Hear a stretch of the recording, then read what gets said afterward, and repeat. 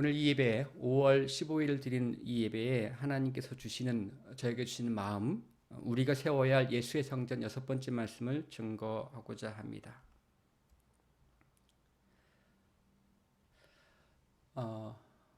제가 아는 교회를 방문한 적이 있습니다. 그 교회는 저희는 현재 이 교회가 지층에 있는 예배당 처소입니다. 물론 이곳은 교회가 사용하는 예배드리는 단독의 처소가 아닙니다. 주말에 사용하는 처소이고 주중에는 미술 교습소로 사용되는 처소이기도 합니다. 제가 갔던 교회는 하지만 번듯한 건물에 제법 높은 층에 있는 교회였습니다. 그 교회도 개척한 지 10년이 넘지 않은 교회였습니다. 그 교회가 제법 높은 층으로 갔던 그 전에는 그 교회가 지하에 있었던 교회였습니다.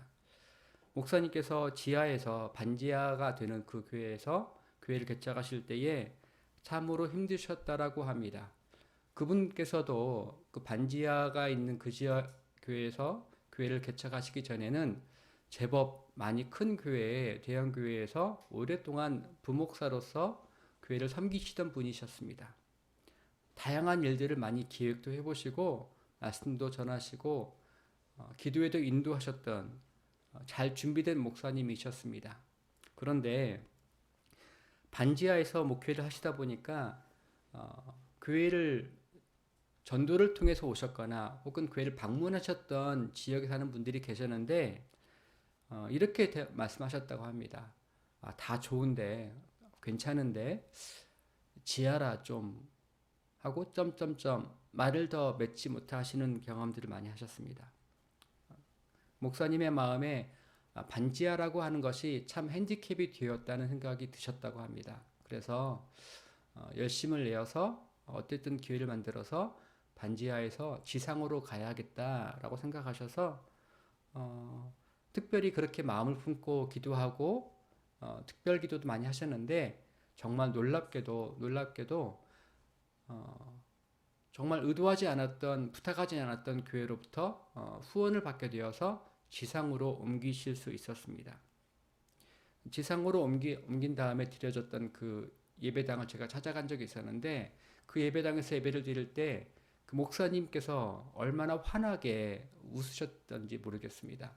그 교회에 함께 교회의 몸을 이루셨던 성도들께서도 정말 힘을 내어서 교회의 재정적인 자립을 위해서 힘을 합치고 있었던 것을 볼 수 있었고 그 전에는 반지하에서 함께 예배를 드리시다가 이제는 번듯한 건물의 높은 층에서 예배를 드리시니까 공기가 다르다라고 얘기하시면서 참 좋아하셨던 것을 제가 기억합니다. 제 마음에 오랫동안 남은 말이 있습니다. 다 좋은데 반지하라서 좀 그 단어가 제 마음에 많이 남습니다. 아실지 모르겠지만 아마 저랑 함께 예배를 드리시는 저희 가족과 또 저희 광주에 계시는 성남에 계시는 분들께서는 제 삶의 형편을 잘 아시기 때문에 제가 반지하에서 오랫동안 살았던 것을 기억하실 것입니다. 여러분 사람 살다 보면 어려운 데 살 수도 있습니다. 힘든 데 살 수도 있습니다. 그 삶을 원하지 않지만 어려운 반지하와 같은 쪽방과 같은 데 힘든 데 살 수 있습니다. 이 사람은 살다 보면 어렵게 살고 힘들게 살지만 그보다 더 나은, 더 좋아진 삶을 꿈꾸면서 희망을 갖고 있기 때문에 기다릴 수 있고 버티면서 힘을 내어서 더 나아질 수 있습니다. 그래서 작은 쪽방과 같은 단칸방에서 시작하였지만 조금씩 5년, 10년, 15년이 지나면서 자녀를 키우면서 더 넓혀진 대로 가는 것이 사실은 큰 기쁨이 되고 희망이 됩니다. 감사함이 넘칠 때가 있습니다. 반지하에 살다가 지상으로 옮기게 되면 그것이 그렇게 좋고 감사하고 행복할 수가 없습니다. 그런데 여러분, 이제는 지상에 살 뿐만 아니라 번듯한 아파트뿐만 아니라 좋은 단독주택에 살다가 갑자기 다시 삶이 어려워지거나 반지하로 살아가야 한다고 생각해 보십시오. 나이가 30, 40까지 몰랐는데 40대 후반이 되어서 반지하로 들어가 본다고 생각해 보십시오. 그것은 어렸을 때 반지하나 단칸방에 살던 것과는 정말 다릅니다. 마음이 훨씬 더 힘듭니다. 제가 그와 같은 경험을 하였습니다. 저는 미국에서 유학하면서 목회를 하면서 하나님의 놀라우신 도우심과 은혜로 말미암아 유학생답지 않게 집 하우스에서 살 수 있었습니다. 지금도 저의 세 아들들은 자기의 마음의 고향이 그 집입니다. 그때 행복했고, 그때 감사했고, 그때 즐거웠고, 저희 아들 중 한 명은 그때 맡았던 향기가 지금도 기억이 나는 것 같아요. 그때 거리의 모습은 잘 기억 남지 않는데 마음속에 행복했던 추억들이 떠오르고 향기가 떠오릅니다. 라고 이야기를 하더라고요. 그 아들 중 한 명을 데리고서 미국으로 유학 갈 때에 그 아이를 데리고 그 집에 찾아간 적이 있습니다. 이 집이 이렇게 생겼구나. 이 거리가 이렇게 생겼구나. 너무 낯설었다고 합니다. 하지만 느낌이란 게 있대요. 너무 좋았다고 합니다. 그런 곳에서 살다가 저희들이 갑자기 반지하로 된 집으로 가게 되었습니다. 한 집을 책임지는 가장으로서 조금씩 더 넓혀지는, 조금씩 더 나아지는 집으로 인도해야 할 터인데, 책임져야 할 터인데, 갑작스럽게 반지하로 된 집을 가게 되었을 때에 마음이 너무너무 무거웠습니다. 반지하에 살고 있는 사람으로서 그 목사님에게 하셨던 어느 분의 말, 그분이 믿음의 사람인지는 모르겠습니다만 다 좋은데 반지하라서 좀 점점점 하셨던 그것이 저에게는 유독 제 마음에는, 제 귀에는 크게만 들렸습니다. 예, 요즘은 그렇습니다. 교회로 사람들을 인도하려고 하면 그래도 번듯한 예배당이 있어야 하고 공기도 좋아야 하고 앉게 편안하게 예배드릴 수 있는 환경이 되어야 한다고 합니다. 미국 같은 교회에서 교회 성장학을 연구하시는 분들의 글들을 읽어보면 가장 중요한 부흥의 요소 중 하나가 물론 목사님의 설교 말씀이긴 합니다. 하지만 그거 말고도 중요한 부흥의 요소가 하나가 있는데 그것은 주차장의 크기입니다. 주차장이 잘 준비되어 있지 않거나 주차장이 협소하면 오지 못한다는 겁니다. 주차장이 넓은 만큼 교회가 커질 수 있다라고 이야기합니다. 저는 황당했습니다. 처음에는. 그런데 미국에 가보니 정말 그렇습니다. 교회 건물보다 주차장이 얼마나 넓은지 알지 못하겠습니다. 그게 미국에 있는 교회에서는 너무나 당연한 것처럼 보였습니다. 그리고 한국에 와서 바라보니 한국에서도 이제는 마찬가지였습니다. 어느 교회를 가든 그 교회에 교육부가 어떤지, 교회학교가 어떤지, 시설은 어떤지, 얼마큼 잘해주는지를 바라봅니다. 그것이 교회 부흥의 중요한 요소입니다. 제법 똑똑한 교회는 교육부에 신경을 많이 씁니다. 왜 그렇게 많이 쓰냐면 전에는 교육부 같은 곳에다가 신경을 많이 쓰지 않습니다. 다 교회 집중, 교회 에너지와 자원을 어디다 집중하냐면 헌금을 낼 수 있는 사람들한테 집중합니다. 그러니까 어른들한테 집중한다는 것입니다. 이제는 제법 똑똑한 많은 교회들이 생겨서 그렇게 나이 든 성도들, 젊은 얼마들이 오려면 교육부 공간이 중요하다. 교육부 공간을 잘 꾸며놔야 그래야 그 부모가 올 수 있고 그 부모가 와야 그 부모를 둘러싸이는 할머니 할아버지들도 교회에 올 수 있다. 교육부 프로그램이 굉장히 중요하다. 저는 교육총괄 목사를 어느 교회에서 7년 동안 하면서 그 일을 아주 잘 겪었고 또 실제로 매우 성공적인 열매를 거두기도 하였습니다. 어느 해인가 추수감사절이 되었습니다. 추수감사절 때 한 부서에 아마도 그 부서가 유아부로 제가 기억합니다. 그 유아부 사역자와 유치부 사역자에게 그냥 추수감사절을 하는 것이 아니라 이번에는 그랜페어런츠 데이를 제가 말을 하면서 할머니 할아버지를 초대하는 추수감사절 행사를 진행해 봅시다. 그러면 그분들께서 교회를 다니지 않더라도 매우 기뻐하실 거예요. 공식적으로 초대하는 거니까 특별히 더 좋아하실 것입니다. 정말 그 유아부는 대박을 쳤습니다. 그 어머니 아버지보다 할머니 할아버지들이 많이 오셨습니다. 자기 손주가 있는데 손주가 모시고 오니까 그것만으로도 너무너무 행복한데 그 교회가 할머니 할아버지에게 최선을 다해서 선물을 준비하고 인사를 하고 박수를 치니까 마음이 그렇게 뿌듯할 수가 없습니다. 대박을 쳤지요. 그렇게 요즘은 교육부 공간을 준비를 잘하고 프로그램을 잘 준비하면 교육부를 통하여서 어른들을 교회로 인도할 수 있다라고 말합니다. 제가 이제 그 교회를 떠나서 이제 만 2년 가까이 시간을 보내보니 저에게는 그와 같은 것들이 아무것도 없습니다. 교육부를 꾸밀 만한 공간도 없고요. 심지어 함께 예배를 드리는 저희 공동체 가운데 한 분께서는 자녀가 있으신데 어린 자녀가 있는데 그분을 예배당으로 인도하기가 참 어렵습니다. 왜냐하면 저희 이 공간에는 잠옷이라고 할 수 있는 공간이 전혀 없기 때문입니다. 그게 참 마음에 걸립니다. 나중에 제가 이 공간이 아닌 교회로서의 단독 처소, 예배를 드릴 수 있는 단독 처소를 제가 꿈꾸고 목표 삼고 있긴 하지만 그 중요한 것 중 하나는 제가 잠옷실을 만들어 놓고 싶어서 그렇습니다. 잠옷실과 다른 분들이 와서 머물 수 있는, 거기서 예배를 드릴 수 있고 기도할 수 있는 공간이 있었으면 좋겠다라고 생각을 합니다. 하지만 여전히 제가 생각을 합니다.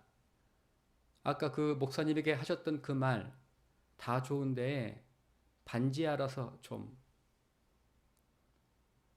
교회의 부흥의 역사를 제가 곰곰이 생각해 보니 교회가 어떻게 부흥하였나, 교회가 어떻게 세상 사람들을 그리스도에게로 인도할 수 있었나 생각해 보니 지금에서야 미국이나 한국에서는 주차장을 말하고 교육부 예배 공간을 말하고 그렇게 편안한 시설을 준비해 놔야 사람들을 그리스도에게로 인도할 수 있다라고 믿었었지만, 그렇게 믿고들 있지만, 생각하고 있지만, 그러나 1세기, 2세기, 3세기, 4세기만 해도 교회는 전혀 그렇게 하지 못하였습니다.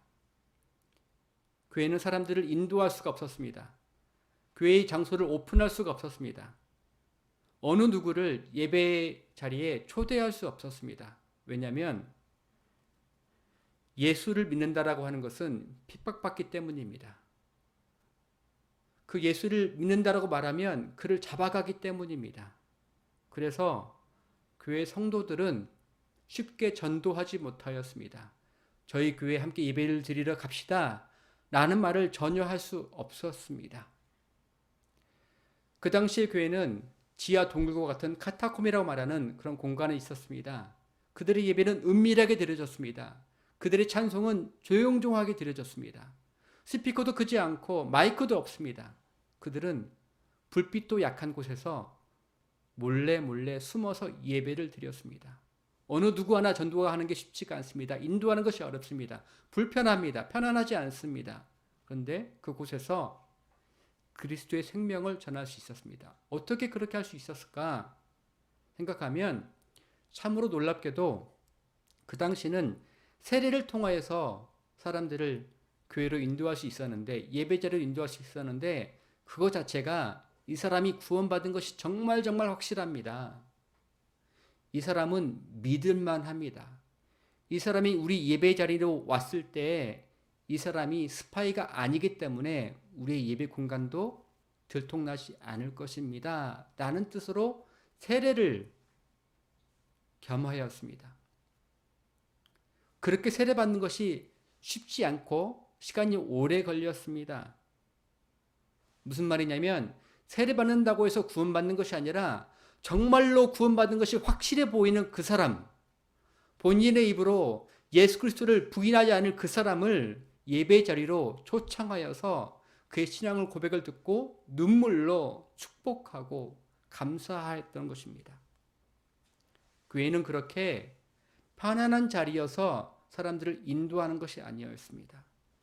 그리스도의 생명을 전함으로 그에게 구원이 확실해지고 그에게 믿음이 충만해졌을 때 교회로 인도하였습니다.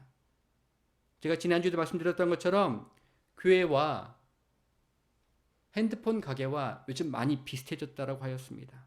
정말 많이 비슷합니다. 어떻게 하면, 어떤 프로모션을 하면 사람들이 우리 가게가 있는 것을 알까? 어떻게 어떤 할인 요금을 말해야, 어떤 디스카운트를 해줘야 여기 와서 다른 데 가지 않고 우리 교회, 우리 가게 올까? 똑같이 요즘은 교회들끼리도 마찬가지입니다. 어떻게 해야 다른 교회 가지 않고 우리 교회 올까? 라는 것이 관심입니다. 다른 교회 가도 얼마나 좋겠습니까? 우리 교회 오지 않아도 얼마나 좋습니까? 만약에 우리가 우리의 설교 말씀을 통해서, 예배를 통해서, 우리의 삶을 통해서 어느 누군가가 전도가 되었고 복음을 믿게 되었는데 그 사람에게 젊은 가정이어서 자녀가 있어서 이곳에 와서 예배를 못 드린다고 합시다. 그러면 그가 안전하게 자녀와 함께 예배를 드릴 수 있는 공간으로 우리는 인도해 줬으면 좋겠습니다. 광주에서 예배를 드리고 있는 사랑하는 믿음의 가정 여러분, 저는 여러분들이 여러분의 가정을 통하여서, 여러분의 관계를 통하여서 전도할 수 있기를 원합니다. 단지 사형리를 전하고 예수 믿으세요 라고 말하는 것이 아니라 예수님을 삶으로 증거함을 통해서 제가 믿는 이유가 이것인데 이것이 당신도 믿었으면 좋겠습니다 라고 하였을 때, 그러니까 우리가 꼭 함께 예배를 꼭 드리셔야 합니다, 우리 교회 교인으로 등록하셔야 합니다 가 아니라 당신에게 제일 가까운, 당신이 잘 예배를 드릴 수 있는 공간으로 잘 인도해 주셨으면 정말 좋겠습니다. 아니면 여러분의 가정이 예배 처소가 될 수 있기를 바랍니다. 쉽지 않습니다.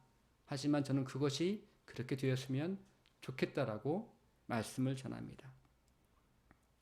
요즘 교회는 무언가 잘된 것으로 교회를 증거하려고 하고 하나님을 증거하려고 합니다. 영광을 드러내려고 합니다.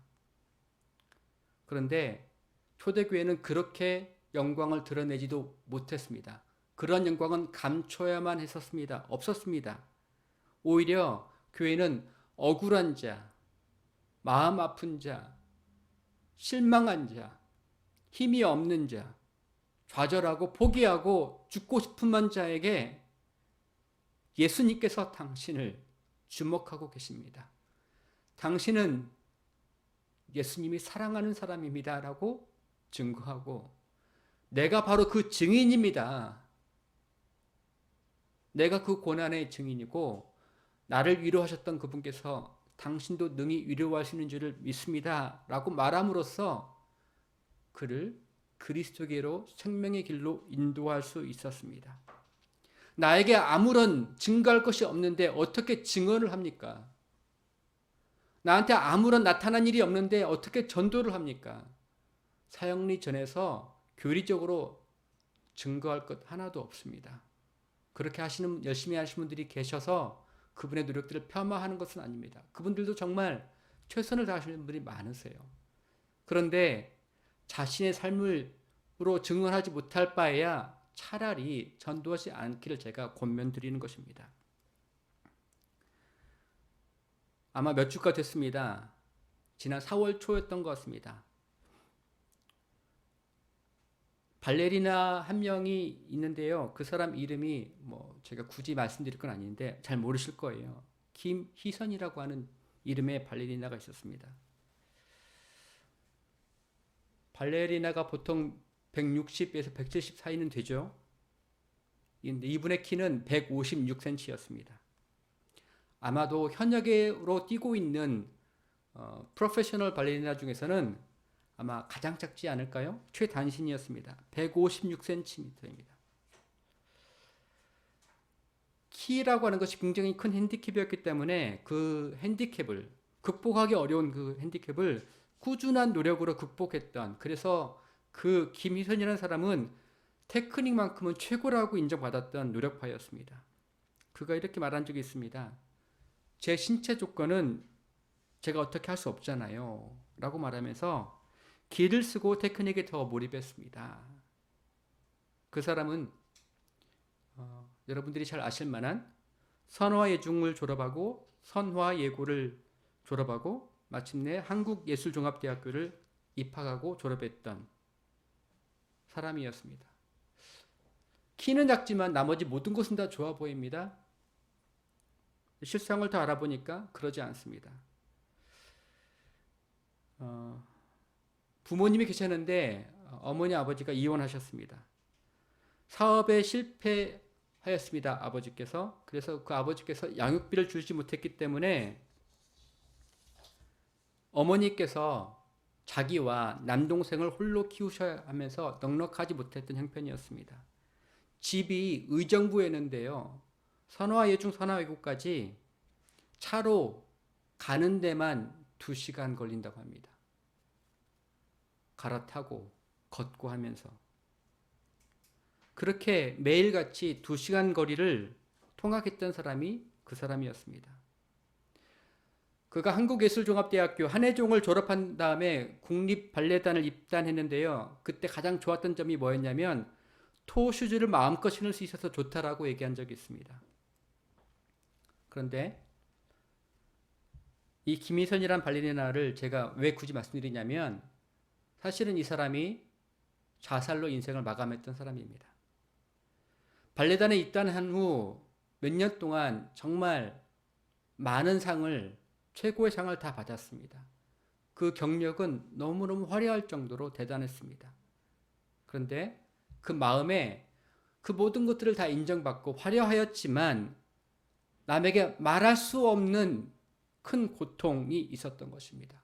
그는 우울증을 극심히 앓았습니다. 그가 마지막 했던 그 말, 언젠가는 이 병이 나을 수 있을 것이라고 막연히 기도해 본다. 그렇게 떠나기에는 고맙고 미안한 이들이 많기 때문에라도 그렇다. 저에게 아낌없는 정과 관심을 주시는 모든 분에게 미안하다. 이렇게 글을 쓰고 그가 세상을 떠났습니다. 성공한 사람, 괜찮아 보이는 사람, 저렇게 키가 작은 사람인데 대단하다라고 칭찬받는 그 사람. 하지만 그 마음에는 누구에게도 말을 표현하지 못하였던 극심한 고통의 소리가 몸부림치고 있었습니다. 그의 겉모습 때문에 그 내면에 있는 천둥 같은 외치는 소리, 침묵의 소리를 아무도 듣지 못하여서 그가 고통 속에서 자살로 인생을 마쳤습니다. 누군가는 이렇게 말하겠습니다. 자살했어? 아이고 어떡해. 그러면 천국 못 가는데. 라고 말씀하실지 모르겠습니다만 그렇게 말씀 안 하셨으면 정말 좋겠습니다. 그 사람 옆에 있는 누군가가 어떤 그리스도인이 그 천둥 같은 침묵의 소리를 듣지 못하여서 그를 함께 울어주지 못해서 그의 마음을 위로해주지 못하여서 함께 해준 사람이 없어서 그가 고통 속에서 인생을 마감하였던 것 때문에 저는 마음이 아픕니다. 제가 이렇게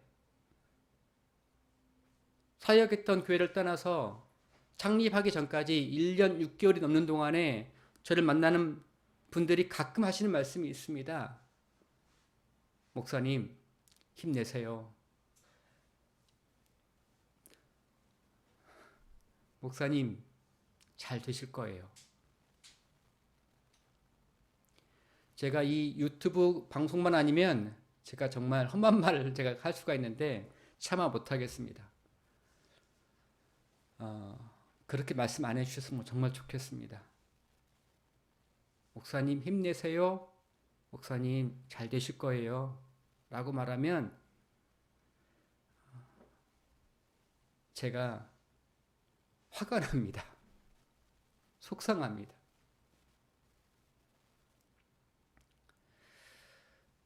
제가 이 삶을 겪어가면서야 비로소 제가 알게 되는 것이 있습니다. 그동안 내가 얼마나 피상적인, 얼마나 얕은 위로를 하고 살았나. 내가 성도를 만나면서 미국에서 만났던 많은 이민자들의 고통을 들으면서 내가 얼마나 쉽게 말했었나. 내가 한국에서 만났던 많은 교인들 가운데에 그 고통의 소리를 알지도 못하고 경험하지도 못하고 그래서 기도하면 될 거예요. 얼마나 쉽게 말했었나. 내가 지금 들으니 속상하고 화가 나는데 함께 해주지 못하면서 내가 했던 그 위로가, 내가 했던 그 격려가 얼마나 그게 더 마음을 아프게 했을까 제가 깨닫게 됩니다. 사랑하는 예배자 여러분, 우리가 세워야 할 예수의 성전에는 천박한 위로가 아니라, 값싼 격려가 아니라 차라리 침묵으로, 차라리 눈물로 함께 해줄 수 있기를, 그와 같은 예수 성전이 세워질 수 있기를, 그와 같은 그 마음이 저와 여러분에게 가득할 수 있기로 제가 축복합니다. 교회는, 특히 저희 선하고 아름다운 교회는 저희가 뭘로 전도할 수 있겠습니까? 여기에 잠옷실이 있습니까? 여기에 번듯한 악기가 있습니까? 연주자가 있습니까? 여기에 목소리 좋은 노래 잘하는 박자를 잘 맞추는 사람이 있습니까? 저만 해도 안 됩니다.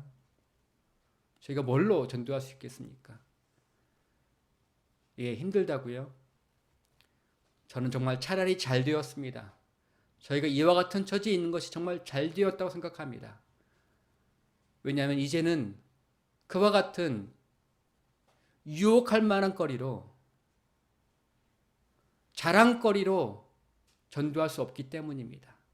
이제는 저와 여러분들은, 예배자들은 이제는 그리스도의 위로로 같이 전도해야 할 때입니다. 여기 고린도후서 4장 16절 17절 말씀을 같이 제가 읽어보고자 합니다. 제가 읽어드리겠습니다. 그러므로 우리가 낙심하지 아니하노니 우리의 겉사람은 낡아지나 우리의 속사람은 날로 새로워지도다. 우리가 잠시 받는 환난에 경한 것이 지극히 크고 영원한 영광에 중한 것을 우리에게 이루게 하매니 라고 되어 있습니다. 사도 바울은 그의 겉사람이 낡아졌다라고 말하고 있습니다. 쉽게 말하면 볼품 없어졌다는 뜻입니다. 약해졌다는 뜻입니다. 존경할 만한 어떤 권위가 없어졌다는 뜻입니다. 그가 그렇게 겉모습으로 자랑할 만하고 칭찬받을 만한 것이 아니었기 때문에 오히려 더 그는 그리스도의 위로로 사람들을 그리스도에게로 인도할 수 있었습니다. 고린도후서 1장 4, 5절 제가 말씀 한 번 더 제가 읽어드리겠습니다. 말씀을 좀 보여주십시오. 우리의 모든 환난 중에서 우리를 위로하사 우리로 하여금 하나님께 받는 위로로서 모든 환난 중에 있는 자들을 능히 위로하게 하시는 위로다. 그리스도의 고난이 우리에게 넘친 것 같이 우리가 받는 위로도 그리스도로 말미암아 넘치는도다. 저는 이제 이것이 분명해집니다. 제가 저는 하나님 것만 붙잡는 목사 되겠습니다. 하나님만 선택하는 사람 되겠습니다. 좋아 보이는 거 선택하지 않겠습니다. 깨어 있겠습니다. 라고 기도하고 부지런히 순종해 왔더니 제가 이 모양 이 꼴로 서 있습니다. 고난을 참 많이 겪고 좌절을 참 많이 겪었습니다. 잘못된 선택을 한 것처럼 생각만 되었었는데 사도 바울의 성경 말씀이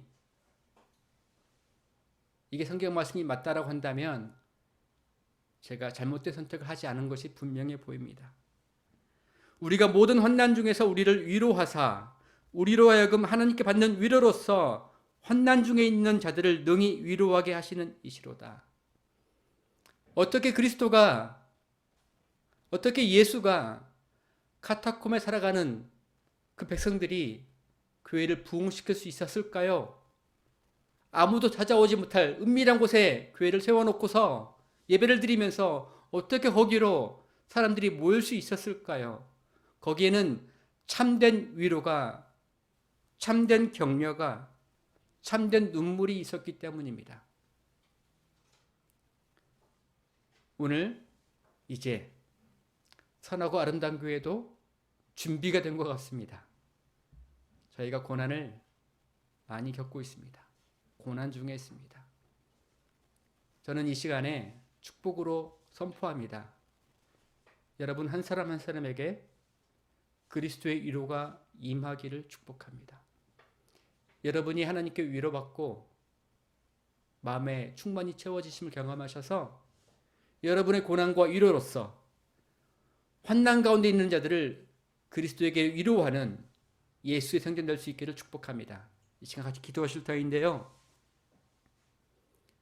이 기도 가운데에 주님 원망 많이 합니다. 주님 두렵습니다. 주님 이해가 되지 않습니다. 제가 뭘 그렇게 잘못했는데 그렇습니까? 라고 하시다면 주님, 주께서 고난 받으셔서 환난 받은 자를 위로하셨던 것들을 이제 깨닫습니다.